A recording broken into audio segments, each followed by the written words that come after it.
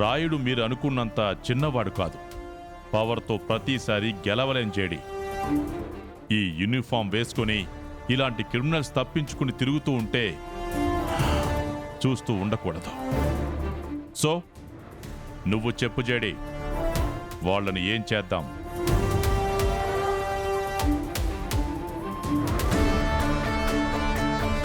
Encounter చేద్దాం sir. Encounter చేద్దాం sir. Encounter చేద్దాం సార్.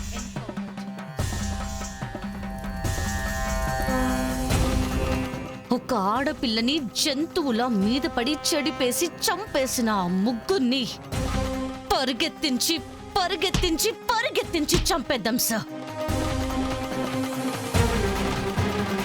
కానీ మ్యామ్, ఆ పని చేస్తే మినిస్టర్ మిమ్మల్ని వదిలిపెట్టాడు మ్యామ్.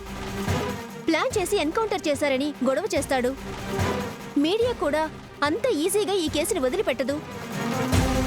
అవును జేడి, రమ్య చెప్పింది కరెక్ట్. ఈ ఎన్కౌంటర్కి మన దగ్గర సమాధానం ఉండదు. పర్లేదు సార్. ఇంటర్నల్ ఎంక్వైరీలో కూడా పూర్తి రెస్పాన్సిబిలిటీ నేనే తీసుకుంటాను. ఆ ముగ్గురు మనుషులు కాదు సార్. చేసిన తప్పుకి కొంచెం కూడా బాధ లేదు. ఎదుటి వాళ్ళ బాధని చూసి ఆనందించే మృగాలు సార్ వాళ్ళు. వాళ్ళకసలు బతికే అర్హతే లేదు. నేను నమ్మే న్యాయం న్యాయస్థానమే చేయలేకపోతే నేను చేస్తాను సార్. Okay, go head. ఏమైనా సరే చూసుకుందాం. ప్లాన్ చేసి నాకు ఫోన్ చేసి చెప్పండి. నేను ఢిల్లీ నుంచి త్వరగా వచ్చేస్తాను. Okay sir.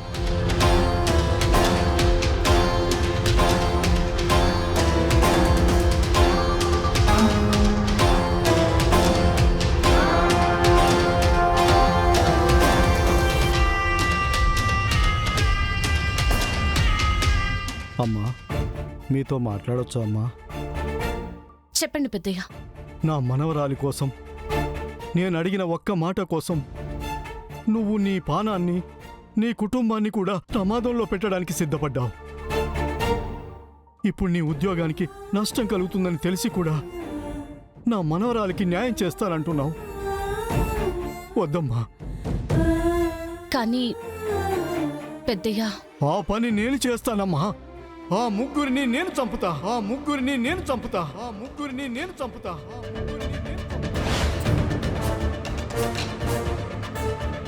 మీలాంటి న్యాయం చేసేవాళ్ళు, మాలాంటి బలం లేనోళ్ళ పక్కన నిలబడేవాళ్ళు చాలా తక్కువ మంది ఉన్నారమ్మా.